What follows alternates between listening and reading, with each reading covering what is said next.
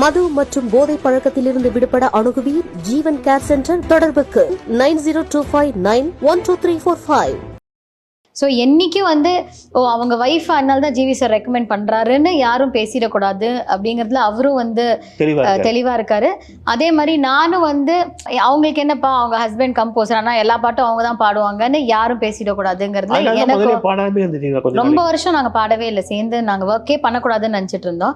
5ல் என்னோட first release ஆச்சு. So 2005 இப்போ 2022 இருக்கோம். ஸோ 17 இயர்ஸில் என்றைக்குமே இந்த பாட்டு நான் பாடிதான் நல்லா இருக்குமே நான் நினச்சதே இல்லை, இனிமேலும் நடக்க மாட்டேன். ஏன்னா எனக்கு உண்டானது கண்டிப்பாக கடவுள் எனக்கு கொடுப்பான் அப்படிங்கிறதுல நம்பிக்கை இருக்கு. ஜிவி சார் வந்து தெய்வ திருமகள் படத்தில் தந்தை பாடும் தாலாட்டு அப்படின்னு பாட்டு பாடினாரு. இப்போ தன் குழந்தைக்கு அந்த பாட்டு பாடுறாரா? ஆறாரோ அறிறாரோ?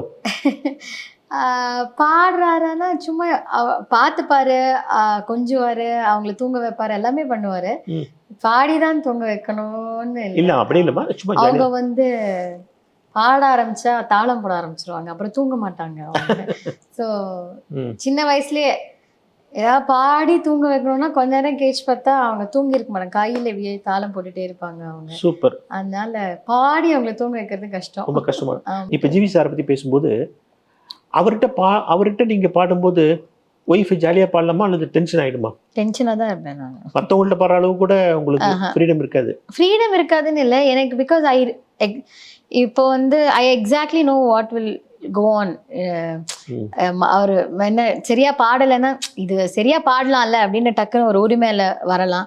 அண்ட் அவங்களுக்கு டைம் இருக்கும், ஐயோ இத்தனை டேக் எடுத்து டைம் வேஸ்ட் பண்றாலேன்னு நினைக்கக்கூடாது அப்படின்னு நான் நினைப்பேன். அதனால வந்து அவர் இருக்கிறச்சு ஒரு சின்ன டென்ஷன் இருக்கும். இப்போ மற்றவங்கன்னா மனசுக்குள்ள வேணா திட்டிப்பாங்களா இருக்கும், நம்மள்ட்ட ஓப்பனாக சொல்ல மாட்டாங்கல்ல. ஸோ அந்த ஐ மீன் திட்டுன்னு நான் வாங்கினது கிடையாது. பட் எனக்கு தெரியும் அவர் பயங்கரமான பெர்ஃபெக்ஷனிஸ்ட்டு, அவருக்கு இப்படி வேணும். ஃபர்ஸ்ட் 2 டேக்ஸ்லேயே வந்து அந்த லைன் செட் ஆயிடுச்சு, இல்லை கொஞ்சம் ரொம்ப டேக் வாங்காமல் இருந்தால் டைம் சேவ் பண்ணனா அவருக்கு அதெல்லாம் I know he likes all that. So அதனால கொஞ்சம் ஐயோ நம்ம நல்லா பாடணுமே அப்படிங்கிற டென்ஷன் எனக்கு இருக்கும். நீங்கள் ஆல்மோஸ்ட் வந்து எல்லாரோடையும் இதில் பாடி இளையராஜா பாட நினைக்கிறேன், பாடியிருக்கேன், அவர் பாடிருக்கீங்க. பட் நிறைய பேருக்கு பாடிட்டீங்க, யாருக்கு பாடுறதும் ஈஸி உங்களுக்கு? அப்படி கிடையாது, எல்லா பாட்டுமே ஃபர்ஸ்ட் ரெக்கார்டிங் மாதிரி தான் ட்ரீட் பண்ணுவேன். அது வந்து புது கம்போசராக இருக்கட்டும், சீனியர் கம்போசராக இருக்கட்டும். ஏன்னா அப்போதான் நம்ம பெஸ்ட் நம்ம கொடுக்க முடியும். நம்ம வந்து இது ஈஸி தான் அப்படின்னு நினச்சிட்டோம்னாலே அவ்வளோதான். அங்கே வந்து என்ன சொல்றது, we should not become over confident. அந்த ஒரு குட்டி பட்டர்ஃப்ளை இன் யுவர் ஸ்டமக் இருக்கணும், like it's your first stage, like it's your first recording. ஆமாம், அப்போ தான் வந்து ஐயோ நம்ம நல்லா பண்ணணும், நம்மளை நம்பி ஒரு பாட்டு கொடுத்துருக்காங்க, அதை நம்ம நல்லா பண்ணணும் நம்மள. So every recording is important. அதனால வந்து ஈஸி அப்படிலாம் கிடையாது. அப்படி பார்த்தீங்கன்னா ஃபாஸ்டஸ்ட் முடிக்கிறது வந்து ஜிவி சாருக்கு தான். ஏன்னா எக்ஸாக்டா டக்கு டக்கு டக்குன்னு அவருக்கு தெரியும், என்கிட்டேருந்து எப்படி வேலை வாங்கணும்னு அவருக்கு தெரியும். என்னோட வாய்ஸ் வந்து இல்லை இதில் இப்படி எது, ஸோ அது ஃபாஸ்ட்டாக முடிஞ்சிடும். பட் அப்போ கூட அது ஈஸியான்னு கிடையாது, ஃபாஸ்ட் மேபி லெஸர் டைம், அவ்வளோதான். பட் ஆனால் மதுராசப்பட்டினம் அந்த பிக்சரில் என்னை பொறுத்தலும் ஜிவி சாரோடைய இந்த பாட்டு இருக்கு பாருங்க, பூக்கள் பூக்கும். அந்த பாட்டு தர்பாரி காலனால எனக்கு தெரிஞ்சு மருதமலை மாமனின்னு ஒரு லிஸ்ட் ஆஃப் சாங்ஸ் இருக்குது. அதுக்கப்புறம் வந்து மலரே மௌனமாலாம் இருக்குது. அதில் ஜிவியோடைய அந்த தர்பாரி கானடா வந்து அவ்வளோ நல்லா போட்டிருப்பாரு. எனக்கு என்னென்னா அந்த ஹரிணி பாடின போர்ஷன் இருக்குது பாருங்க, அது உங்களுக்கு கிடச்சிருந்தா ரொம்ப நல்லா இருந்திருக்குமே. அப்படி கிடையாது, அந்த பாட்டு இன்னி தேதி வரைக்கும் இந்த பாட்டு நான் பாடட்டுமான்னு நானும் அவர்கிட்ட கேட்டது கிடையாது. இந்த பாட்டு நீ பாடுறியான்னு அவரும் என்ன கேட்டது கிடையாது. Only if a director or producer insist that they want Saindhavi to sing that song. அப்புறம் ஏன்னா அவர் முதல்லேருந்தே we were very clear that we won't mix our profession and personal relationship at all. So என்னைக்கும் வந்து அவங்க ஒய்ஃப் அதனால தான் GV sir recommend பண்ணுறாருன்னு யாரும் பேசிடக்கூடாது அப்படிங்கிறதுல அவரும் வந்து தெளிவாக இருக்காரு. அதே மாதிரி நானும் வந்து அவங்களுக்கு என்னப்பா அவங்க ஹஸ்பண்ட் கம்போசர் ஆனால் எல்லா பாட்டும் அவங்க தான் பாடுவாங்கன்னு யாரும் பேசிடக்கூடாதுங்கிறதுல எனக்கு ரொம்ப வருஷம் நாங்கள் பாடவே இல்லை, சேர்ந்து நாங்கள் ஒர்க்கே பண்ணக்கூடாதுன்னு நினச்சிட்டு இருந்தோம். ஏஎல் விஜய் தான் அது ஃபர்ஸ்ட். அவர் மட்ராஸ் பட்டினம்ல வந்து ஆறு உயிரின்னு ஒரு பாட்டு இருக்கு, அந்த பாட்டுக்காக அவர் தான் எங்களை ஃபர்ஸ்ட் சேர்ந்து ஒர்க் பண்ண வச்சாரு. நட்புக்காக அது பாடினது அப்படியே போயிடுச்சு. ஆமா, அதுக்கப்புறம் பாட்டு ஹிட் ஆச்சு. அதனால நிறைய பேர் வந்து இன்னி வரைக்கும் he will not suggest my name and nor will I ask him for an opportunity. அந்த பூக்கள் பூக்கள் அந்த போர்ஷன் நீங்க ஹரிணி போர்ஷன் நீங்க ஒரு 2 லைன் பாடுவீங்க, நல்லா இருக்குமே இந்த இடம். நல்லா இருக்கும். அது ஹரிணி மேம் ரொம்ப அழகா பாடியிருப்பாங்க.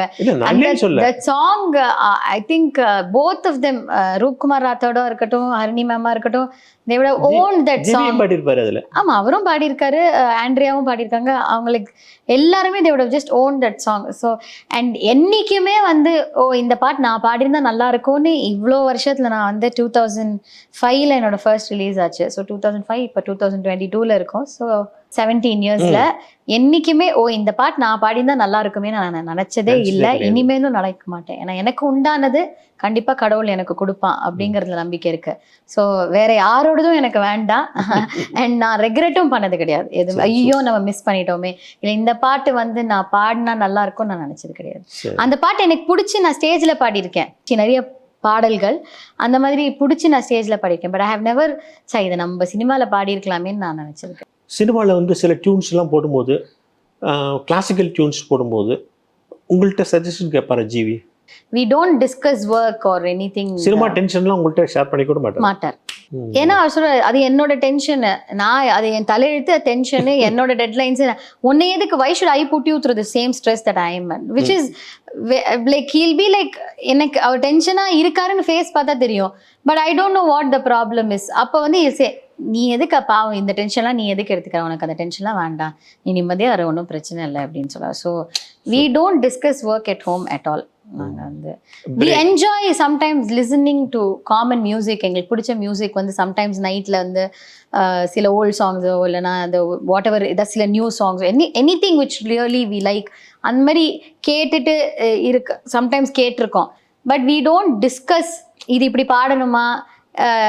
சம்டைம்ஸ் என்னோட மிக்ஸ் நான் அவரை கேட்பேன் சஜஷன்ஸ், ஏன்னா I know he knows better than me. அதனால வந்து இந்த மிக்ஸ் ஓகேவா, என்னோட சாங் இதை சிங்கிள் வந்திருக்கு, இந்த மிக்ஸ் ஓகேவா, அது நான் அவர் ப்ளே பண்ணி கேட்பேன். And we don't otherwise discuss about film, deadlines, work, அது எதுவுமே நாங்கள் வந்து அண்ட் அது எதுவுமே வீட்டுக்கு கொண்டவே வர மாட்டார். சைந்தேவியோட பலம் என்ன, பலவீனம் என்ன? பலவீனம், நான் ரொம்ப பாசிட்டிவான பர்சன். நான் வந்து தைரியம் இருக்கு. இமோஷனல் பர்சனா நீங்க? கண்டிப்பா இமோஷனல், சென்சிட்டிவான பர்சன். இமோஷனலா இப்படி சொல்ல சென்சிட்டிவ் சொல்லலாம். பலவீனம் என்னன்னா, நோ வந்து சொல்ல சில சமயத்தில் வந்து நோ சொல்லணும்னு தோணும், ஆனால் சொல்ல தெரியாது. அதனால வந்து ஐ நோ ஏன் நம்ம நோ சொல்லலை அந்த இடத்துல அப்படின்னு சொல்லிட்டு பின்னாடி வருத்தப்படுவீங்க. பின்னாடியில் அப்பவே வருத்தப்படுவேன். ஏன்னா வந்து எனக்கு வந்து அட்வான்டேஜும் அதுதான், டிஸ்அட்வான்டேஜும் சொல்லலாம். நோ சொல்ல மாட்டேன், நிறைய பேருக்கு ஹெல்ப் பண்ணியிருக்கேன், அவுட் ஆஃப் த வே போய் ஹெல்ப் பண்ணியிருக்கேன். அதனால நிறைய ஃப்ரெண்ட்ஸ், ஃபேமிலி எல்லாருமே இருக்காங்க. அதை தவிர சில பேரும் இருக்காங்க நோ சொல்ல மாட்டேன்னு தெரிஞ்சுட்டு வேணும்ட்டே டேக்கிங் அட்வான்டேஜ். தெரியும் இவங்க வந்து சும்மா தே ஜஸ்ட் டேக்கிங் அட்வான்டேஜ். அப்பயும் ஏன் நோ சொல்ல முடியல? எங்கள் அண்ணாவும் எங்கள் அப்பாவும் சொல்லுவா, it is an art to learn how to say a no and also to take a no from others. அதாவது you should also be able to say no, அதே மாதிரி you should also be able to take no. இது வந்து சொல்லிட்டே இருப்பாங்க எங்கள் அப்பாவும் அண்ணாவும். அது நீ ஃபர்ஸ்ட் கற்றுக்கணும்னு நினைக்கிறேன் அப்படின்னு சொல்லிட்டு அவங்க சொல்லுவாங்க. I can take a no but I cannot அவுட் ரைட்டாக நான் யாரையும் ஹர்ட் பண்ண மாட்டேன். என்ன தெரியாமல் என்ன அறியாமல் ஹர்ட் பண்ணியிருக்கலாம், பட் தெரிஞ்சே யாரையும் நான் ஹர்ட் பண்ணது கிடையாது. ஸோ இதுவரை உங்களுடைய பதில் பார்த்தீங்கன்னா எந்தவித பாசாங்கம் இல்லாமல், எந்தவித ஹிப்போக்ரஸியும் இல்லாமல் யதார்த்தமாக மனதில் பட்டதை அப்படியே சொன்னீங்க. அது எனக்கு மிகவும் பிடித்தது. தேங்க்யூ. நன்றி. Thank you so much. மது மற்றும் போதை பழக்கத்திலிருந்து விடுபட அணுகுவீர் ஜீவன் கேர் சென்டர். தொடர்புக்கு 9025912345.